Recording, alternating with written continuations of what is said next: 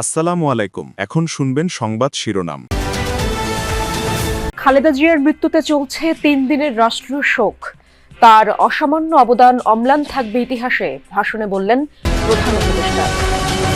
দুপুর 2টায় সংসদের দক্ষিণ প্লাজায় রাষ্ট্রীয় মর্যাদায় বিএনপি চেয়ারপারসনের জানাজা। স্বামীর পাশে সমাহিত করতে চলছে প্রস্তুতি। শেষবারের মতো দেখতে ঢাকার বর্তমান। সাবেক প্রধানমন্ত্রীর প্রয়াণে মর্মাহত পুরো দেশ। গুলশান কার্যালয়ের শোক বইয়ে বিভিন্ন দেশের প্রতিনিধিদের স্বাক্ষর।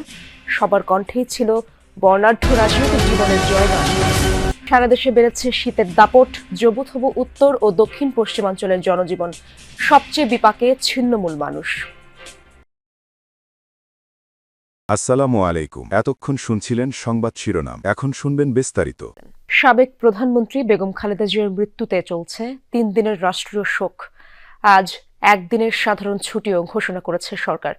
এছাড়া মঙ্গলবার জাতির উদ্দেশ্যে দেয়া ভাষণে প্রধান উপদেষ্টা ডক্টর মোহাম্মদ ইউনূস বলেছেন, গণতন্ত্র ও জনগণের অধিকার প্রতিষ্ঠায় খালেদা জিয়ার অসামান্য অবদান ইতিহাসে অম্লান হয়ে থাকবে। শোকের এ সময়ে দেশবাসীকে ধৈর্য ধরার আহ্বান জানান প্রধান উপদেষ্টা। তিনি বেগম খালেদা জিয়ার শোকস্তব্ধ পরিবারের প্রতি সমবেদনা জানান। মঙ্গলবার সকালে রাষ্ট্রীয় অতিথি ভবন যমুনায় অনুষ্ঠিত হয় উপদেষ্টা পরিষদের বিশেষ সভা। সরকারের আমন্ত্রণে এতে যোগ দেন বিএনপির মহাসচিব মির্জা ফখরুল ইসলাম আলমগীর। সভায় বেগম খালেদা জিয়ার মৃত্যুতে 1 মিনিট নীরবতা পালন করা হয়। পরে জাতির উদ্দেশ্যে দেয়া ভাষণে 3 দিনের রাষ্ট্রীয় শোক ঘোষণা করেন প্রধান উপদেষ্টা অধ্যাপক মোহাম্মদ ইউনূস। প্রধান উপদেষ্টা বলেন, খালেদা জিয়ার মৃত্যুতে জাতি এক মহান অভিভাবককে হারিয়েছে। ফ্যাসিবাদের বিরুদ্ধে তার আপোষহীন নেতৃত্ব জাতিকে গণতন্ত্রের পথ দেখিয়েছে, জুগিয়েছে মুক্তির প্রেরণা। উপদেষ্টা পরিষদের সভা শেষে গণমাধ্যমে কথা বলেন মির্জা ফখরুল ইসলাম আলমগীর। এ সময় তিনি সবাইকে ধৈর্য ধরার আহ্বান জানান। দেশের আকাশ তো ভারী গত সকাল থেকে, এবং সেই ভারাক্রান্ত অবস্থা এবারকার সামনেও, এবং সেটা সময় যত গড়াচ্ছে ততই ভারী হচ্ছে। যে কালো কাপড়ে মোড়ানো অ্যাম্বুলেন্সের কথা আপনি বলছিলেন, হ্যাঁ, সেটা কিছুক্ষণ আগে এভারকেয়ারে যে মেইন এন্ট্রেন্স বা মেইন গেট, সেখান থেকে বের হয়ে পাশের গেট দিয়ে ঢোকানো হয়েছে। যতটুকু খবর নিয়ে জানা গেছে যে সাবেক প্রধানমন্ত্রী বিএনপি চেয়ারপারসন বেগম খালেদা জিয়ার গোসলের যে প্রস্তুতি সেটা নেওয়া হচ্ছে, সেই ব্যবস্থা করা হচ্ছে। সে কারণে এর আগে খুব সকালে 7টারও আগে একটা লাল সবুজের পতাকায় মোড়ানো গাড়িও ভেতরে ঢুকেছিল। এখন পর্যন্ত এই 2টো ফ্রিজার ভ্যান দেখা গেছে। এবং স্বামী জিয়াউর রহমানের সমাধির পাশেই চিরনিদ্রায় শায়িত হবেন বেগম খালেদা জিয়া। সংসদ ভবন এলাকার জিয়া উদ্যানে চলছে সেই প্রস্তুতি। মূল সমাধির নকশা ঠিক রেখেই খালেদা জিয়ার দাফন করতে চলছে কাজ। এদিকে মঙ্গলবার দুপুর থেকে শুরু হয় কবর খননের আনুষ্ঠানিকতা। সমাধির চারদিকের সাদা মার্বেল পাথরের আবরণ সরাতে কংক্রিট আর পাথরে আবৃত 36 ফুট ব্যাসের এই সমাধির একাংশ ভেঙে ফেলতে কাজ করছে গণপূর্ত অধিদপ্তর। আছেন গোরখোদকও। চারদিকের দেয়াল ঘেরা প্রায় 15,000 বর্গফুটের এই সমাধিসৌধেই চিরনিদ্রায় শায়িত হবেন 3 বারের প্রধানমন্ত্রী খালেদা জিয়া। আইনশৃঙ্খলা বাহিনীর সদস্যরা পুরো এলাকায় কড়া নিরাপত্তা বলয় তৈরি করেছেন। কবর খননের অগ্রগতি দেখে গেছেন স্বরাষ্ট্র উপদেষ্টাও। নিরাপত্তা প্রস্তুতি সংসদ ভবনের দক্ষিণ প্লাজা ও মানিক মী এভিনিউ চলছে। বেগম খালেদা জিয়ার মৃত্যুতে সরকারের প্রতিনিধি ও বিভিন্ন দলের নেতাদের পাশাপাশি শোক জানিয়েছে বিদেশি বন্ধু রাষ্ট্রগুলো। মঙ্গলবার যুক্তরাষ্ট্র, চীন, ভারত, পাকিস্তান সহ 28টি দেশের প্রতিনিধি আসেন বিএনপি চেয়ারপারসনের গুলশান কার্যালয়ে। তারা স্বাক্ষর করেন শোক বইয়ে। সবার কণ্ঠেই ছিল গণতন্ত্রের লড়াইয়ে ঐক্যের প্রতীক হয়ে ওঠা বেগম খালেদা জিয়ার বর্ণাঢ্য রাজনৈতিক জীবনের জয়গান। সাবেক প্রধানমন্ত্রী বেগম খালেদা জিয়ার মৃত্যুতে শোকাহত দল মত নির্বিশেষে সবাই। শোক জানিয়েছে বিদেশি বিভিন্ন বন্ধু রাষ্ট্র।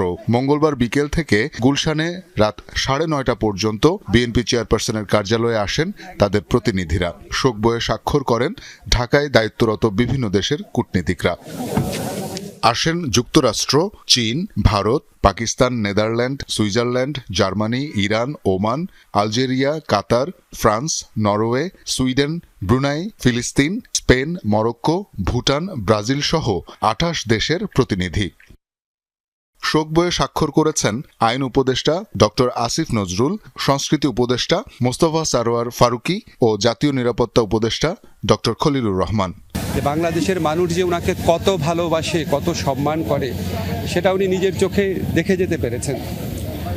তো আরও ভালো লাগতো আমাদের যদি আমরা ওনাকে গণতন্ত্রের নবযাত্রার সময় ওনাকে পেতাম, উনি যদি সব দেখে যেতে পারতেন। উনি কেন সবার থেকে আলাদা, এটা 5ই আগস্ট হাসিনা পালিয়ে যাওয়ার পরে অন্য বক্তৃতাটা যদি দেখেন তাহলে বুঝতে পারবেন উনি সবার থেকে কেন আলাদা। খুব ইচ্ছে ছিল উনি আমাদের নির্বাচনটা দেখে যান, হয়তো উনি জান্নাতুল ফেরদৌস থেকে তা দেখবেন। আমরা আশা করব আমরা সকলে মিলে তার স্বপ্নটা পূরণ করতে পারবো। বিভিন্ন রাজনৈতিক দলের সিনিয়র নেতারাও আসেন বেগম খালেদা জিয়ার জন্য শোক জানাতে। দেশের মানুষ ছাড়া অন্য কোনো শক্তির কাছে তিনি তার জীবনে দায়বদ্ধতা দেখাননি। তার এই সংগ্রামী জীবন আগামী প্রজন্মকে উৎসাহিত করবে। কোনো বড় প্রতিবেশীর সাথে উনি কখনোই। পৌষের শুরু থেকেই ধীরে ধীরে সারা দেশে বেড়েছে শীতের দাপট। মাঝামাঝি সময় এসে ঠান্ডায় জবুথবু উত্তর ও দক্ষিণ পশ্চিমাঞ্চলের জনজীবন। হিমেল হাওয়ার দাপটে বিভিন্ন অঞ্চলে তাপমাত্রা ক্রমেই কমছে। কুয়াশার চাদরে ঢেকে যাচ্ছে চারপাশ। ক্ষণিকের জন্য আকাশে সূর্য আসলেও থাকছে নিভু নিভু। কনকনে ঠান্ডা বাতাস ও ঘন কুয়াশা স্বাভাবিক জনজীবনেও প্রভাব ফেলেছে। প্রয়োজন ছাড়া ঘর থেকে বের হচ্ছে না কেউ। ভোগান্তি বেড়েছে খেটে খাওয়া ও ছিন্নমূল মানুষের। এদিকে শীতের সাথে বাড়ছে ঠান্ডাজনিত রোগের প্রকোপও। আক্রান্তদের বেশিরভাগই শিশু ও বয়স্ক। প্রচন্ড লাগতেছে, শীত লাগতেছে, আর কুয়াশা কিছু দেখা যায় না। হাত পা কাঁপায় টাপায় নিয়ে এসতেছে, কাজ বাজ করতে অনেক কষ্ট হচ্ছে। শীতের জ্বালায় আর গাড়িও ধরতেছি না, অভাব দিলে তো আইছি, অভাব না থাকলে কি আসতাম নাকি। দর্শক, গোপালগঞ্জের আবহাওয়ার খবর জানার চেষ্টা করব। সহকর্মী মোজাম্মেল হোসেন মুন্না আমার সাথে যুক্ত আছেন। মুন্না, জানাবেন, আমরা শুনতে পেরেছি গোপালগঞ্জের সর্বনিম্ন তাপমাত্রা আজ 7.5। স্পষ্ট করে কোনো তথ্য কি আপনার কাছে রয়েছে কিনা, এবং সেখানকার মানুষের ভোগান্তির চিত্র তো অবশ্যই আপনি দেখছেন, সেই খবর জানাবেন। ইসরাত, দক্ষিণের জেলা গোপালগঞ্জে আজকে আবহাওয়া অফিসের যে তথ্য, সেই তথ্য মতে আজকে গোপালগঞ্জে তাপমাত্রা সর্বনিম্ন গোপালগঞ্জের তাপমাত্রা 7.5 ডিগ্রি সেলসিয়াস, আর বাতাসের আর্দ্রতা আছে 77%। এবং একটি আবহাওয়া অফিস আরো যেটি বলেছে যে 200 মিটার সামনে এত কুয়াশাচ্ছন্ন এলাকা যে 200 মিটার সামনের কোনো কিছু দেখা যাচ্ছে না। রাস্তায় লোকজন একেবারে নাই বললেই চলে।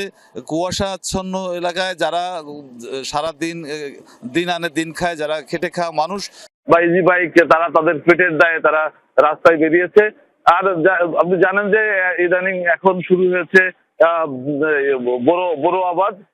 কৃষকরা কিন্তু এই সময় ক্ষেত খামারে বড় আবাদে কাজ করে, কিন্তু এই শীতের সময় তারা কিন্তু ক্ষেত খামারে তারা কাজ করতে পারছে না।